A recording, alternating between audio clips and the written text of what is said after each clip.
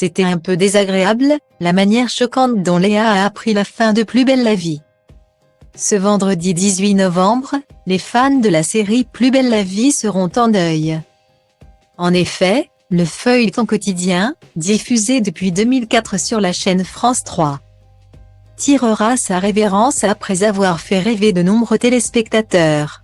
Une fin d'aventure très attendue désormais, dont l'annonce en a secoué plus d'un, en particulier les acteurs, de Laurent Kéruzoré à Cécilia Hornu, en passant par Anne Dessy. Mais pour réussir à mettre un point final à la série, la production a décidé de faire mourir un acteur phare du programme, Roland Marcy. Interprété par Michel Corde, personnage emblématique du Mistral. À l'approche de la fin du feuilleton, les acteurs font, tour à tour, leurs adieux à la série. Avec une grande tristesse, mais également une grande fierté. C'est le cas pour l'actrice Léa François qui a bien évidemment versé sa petite larme au moment de tourner sa dernière scène. Ça m'a vraiment touché et fendu le cœur, a-t-elle confié, avant de poursuivre.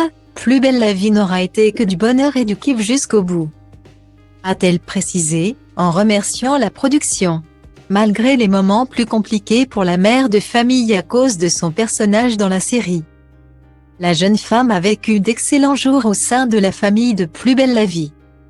À l'annonce de la fin de la série Plus belle la vie, au mois de mai 2022, par France Télévisions, plusieurs acteurs ont été informés à travers les réseaux sociaux, à leur grande surprise. C'est d'ailleurs le cas de Léa François qui était loin de s'y attendre. Ce jeudi 17 novembre, la jeune maman s'est livrée à nos confrères de gala sur son aventure sur France 3, mais également sur son futur loin du célèbre Mistral. Comme elle l'a révélé dans leur colonne, l'actrice âgée de 34 ans a été informée sur l'arrêt de la série. Point par ses amis, ça a été un petit peu bizarre dans la mesure où je l'ai appris par des copines. J'étais à Séville en week-end en famille et j'ai reçu une tonne de messages m'annonçant la fin. Je ne comprenais pas bien.